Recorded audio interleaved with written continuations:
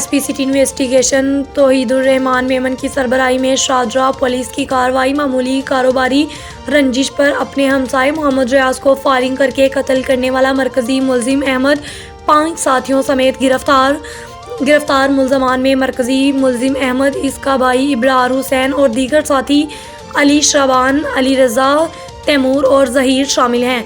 मुलजिम अहमद की सुल्तान फर्नीचर और मकतूल मोहम्मद रियाज की बिस्मिल्लाह फर्नीचर के नाम से 7 दुकानें थीं। मुलजिम और मकतूल रियाज हमसाए थे, लेकिन कारोबारी रंजिश पर दोनों में तलख कलामी हो गई।